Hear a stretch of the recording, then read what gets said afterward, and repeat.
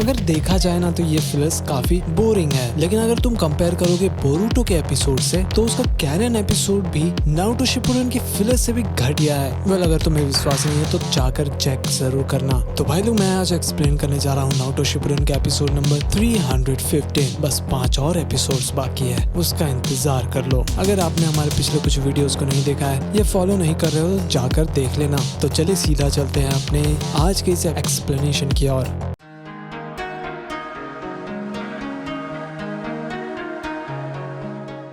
तो भाई एपिसोड के स्टार्टिंग में नारुतो के सामने योटा आ चुकी थी और वो सीटी बजाना चालू करती है, जिसकी वजह से नारुतो पर हमला होने लग जाता है। नारुतो कहता भी है रुकने के लिए, लेकिन कोई फायदा नहीं होता। तभी साकुरा बोलती है कि नारुतो क्या तुम्हें भी योटा मिली है, क्या वो तुम्हारे साथ है? नारुतो कहता है तुम्हारा मतलब क्या है कि वो मेरे साथ है? शिकामारु बोलता है कि सिर्फ साकुरा के पास नहीं, हमारे साथ भी है और कीबा के साथ भी। नारुतो सोच में डूब जाता है कि एक साथ 4 योटा 3 योटा कर क्या रहे हैं। चोजी कहता है पता नहीं, मुझे लगता है कि वो हमसे गुस्सा है, इसलिए हमसे बदला लेने के लिए आई है। शिकामारु कहता है योटा कोई बदला लेने वाली चुड़ैल नहीं थी, उसे रीएनिमेट किया गया है। नारुतो कहता है हाँ, रीएनिमेशन जुत्सु, उससे 4 बार जिंदा कर सकते हैं क्या? मुझे लगता है कि जिससे मैं लड़ रहा हूँ वो असली है, इसका मतलब तुम लोग जिससे भिड़ रहे हो वो जरूर वाइट जेत्सु होगा। वहीं साकुरा बोलती इसका मतलब ये रियल नहीं है, लेकिन ये स्नो बना रही है। उधर नारुतो कहता है हे तुम लोग जिससे भिड़ रहे हो वो असली योटा नहीं है, ज्यादा सोचो मत, उसे खत्म कर दो। अगर तुम्हें लगता है कि ये करना पाप है तो मुझ पर सारा पाप दे देना,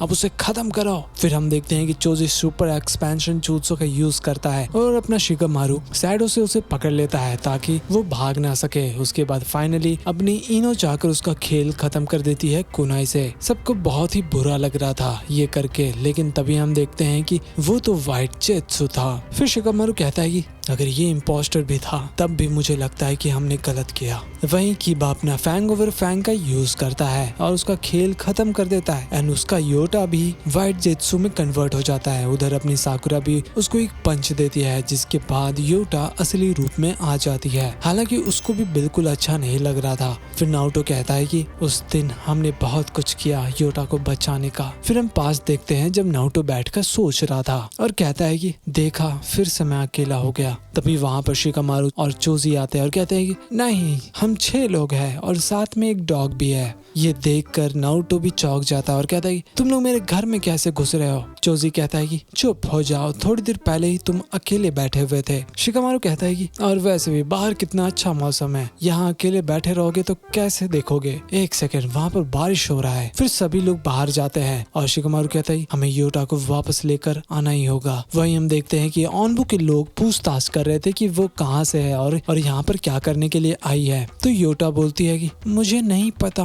नेशन और विलेज के बारे में, तुम आसान सवाल पूछ लो। तो ऑनबू फिर से वही सवाल पूछता है, जिसके वजह से वो रोने लग जाती है। तो एक ऑनबू कहता है कि हमें लॉर्ड थर्ड को बुला लेना चाहिए, उसके बाद हम इंटेंसिटी को बढ़ाएंगे। तभी उस ऑनबू को योटा के अंदर स्नेक दिखाई देता है। उसको समझ नहीं आ रहा था कि ये क्या चीज है। उधर हम नारुतो को देखते हैं जो पूरा स्टोन में ब्लैक कलर पेंट कर रहा था। ये खबर तुरंत लॉर्ड थर्ड को दिया जाता है कि नारुतो फिर से बदमाशी कर रहा है। बाहर जाकर देखते हैं कि नारुतो क्या कर रहा है। अंदर शिकामारु और बाकी लोग जा रहे थे, तभी जाते जाते चोजी गिर जाता है तो साकुरा उसे तुरंत खींचकर वापस ले लेती है। वहीं नीचे योटा रो रही थी और बोलती है उसे जाने दे, लेकिन तभी अपना शिकामारु शैडो पोजीशन जुत्सु का यूज करके उन तीनों ऑनबू को पकड़ लेता है। चोजी कहता है शिकामारु ये तो कमाल का जुत्सु है, तुम तो सच में जीनियस निकले। तो वो ऑनबू कहता है कि नहीं, उसमें अभी बहुत टाइम है। फिर वहाँ पर लाइट जलने लग जाता है, जिसके वजह से शिकामारु का जुत्सु नाकाम हो जाता है। फिर वो ऑनबू उनके पीछे जाकर कहता है कि जो भी विलेज को नुकसान पहुंचाएगा उसको हम खत्म कर देंगे, हो सकता है कि ये कोई स्पाई हो।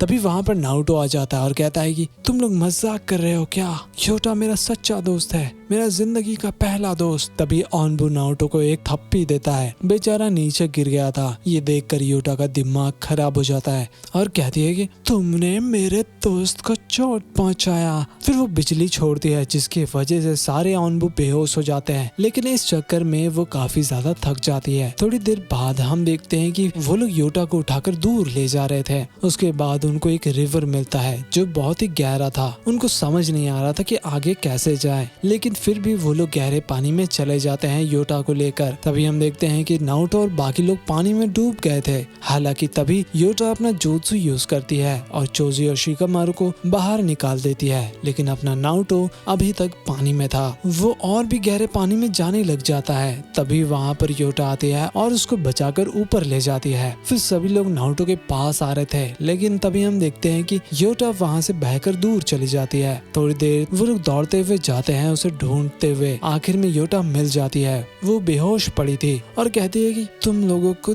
देखकर अच्छा लगा, मेरा विश्वास करो, सब अच्छा होगा। नारुतो बोलता है तुम्हें कुछ भी नहीं होगा योटा, प्लीज ये मेरी गलती है। सब लोग उसे देखकर बहुत ही ज्यादा उदास थे। तो योटा कहती है थैंक यू गॉड, चाहे कुछ भी हो जाए मैं तुम लोगों को कभी नहीं भूलूंगी, लेकिन तुम लोगों को मुझे भूलना होगा। तो वो लोग योटा का हाथ पकड़ लेते हैं। तभी वो कुछ करती है जिसके वजह से सभी लोग बेहोश हो गए थे। फिर नारुतो कहता है कि योटा ने हम पर जुत्सु किया जिसके वजह से हम लोग उसके बारे में भूल गए, और साथ में हम ये भी भूल गए कि हम 6 एक दोस्त थे। तो मैं फिर से अकेला हो गया। योटा मैं तुम्हें कभी भूलना नहीं चाहता था। नहीं योटा, क्या मुझे ये फिर से करना होगा? नहीं, ये मैं दोबारा नहीं कर सकता। फिर योटा वही सीटी बजाने लग जाती है। तो नारुतो को याद आता है कि उसने कैसे ये सीटी बजाना सिखाया था। योटा बोलती है कि नारुतो क्या तुम मुझे सुन सकते हो? ये मैं हूँ योटा, ये हमारा टेलीफोन है। फिर इनोशिकाचो सबको योटा का आवाज सुनाई दे रहा था। तो योटा कहती है कि साकुरा, इनो, शिकामारू, चोजी, कीबा, आकामारू। तो साकुरा बोलती योटा मुझे माफ करना, हम तुम्हें बचा नहीं पाए उस दिन। तो योटा बोलती है कि नारुतो तुम लोगों को उदास होने की जरूरत नहीं है। जब मैं तुम लोगों से मिली तो मैं पहले ही गुजर चुकी थी। मैं एक ऐसे क्लैन में पैदा ली थी जो वेदर को कंट्रोल कर सकता था। हम विलेजेस में ट्रैवल करते थे ताकि हम अपने सर्विस को प्रोवाइड कर सके, लेकिन जब से मैंने पैदा लिया था मैं बहुत ही कमजोर थी और इसलिए मैं गुजर गई, लेकिन ज्यादा देर के लिए नहीं। फिर हम देखते हैं कि वहाँ पर ओरोचिमारू और काबुटो आ गए थे। कुछ दिन बाद ओरोचिमारू अपना जुत्सु करता है और उसे रीएनिमेशन से दोबारा जिंदा कर देता है। योटा बोलती है कि उस चश्मे वाले ने मुझे एक स्नेक दिया और तुम्हारे विलेज के आसपास छोड़ दिया। मैं बहुत ही दुखी थी। साकुरा बोलती मुझे माफ करना योटा, हम तुम्हारे साथ ज्यादा समय नहीं बिता सके। योटा कहती नहीं, तुम्हें सॉरी बोलने की जरूरत नहीं है। जब मैं जिंदा थी तो जिंदगी बहुत ही मुश्किल थी और मैं अकेली भी थी, लेकिन उसके बाद तुम लोग मिले और उस दिन रिवर के पास मैं दोबारा रीएनिमेट हो गई थी। उसके बाद मैं वहाँ से तुम लोगों के यादों के साथ चली गई। तुम लोग सच में बहुत बड़े हो गए हो नारुतो। फिर नारुतो जाकर कहता है कि योटा चलो फिर से साथ चलते हैं, ये रीएनिमेशन जुत्सु को छोड़ दो। तभी वो कुछ करती है और हम देखते हैं कि वो बर्फ अपने आप जमने लग जाता है और कहती है कि मैं जा रही हूँ, लेकिन मैं चाहती हूँ कि तुम लोग मुझे याद करो नारुतो और बाकी लोग। होप करती हूँ कि कल का दिन बहुत ही सुहाना होगा। नारुतो दौड़ता हुआ जा रहा था उसे रोकने के लिए, लेकिन एक बिजली गिरता है और वहाँ से फाइनली वो चली जाती है, वो भी नारुतो के आंखों के सामने से। और इसी के साथ हमारा ये एपिसोड भी खत्म हो जाता है। लेकिन अगर आप लोग हमारे अगले वीडियो को देखना चाहते हो तो वीडियो को लाइक और चैनल को सब्सक्राइब जरूर कर देना। मिलते हैं अगले वीडियो में, तब तक के लिए दाते बायो।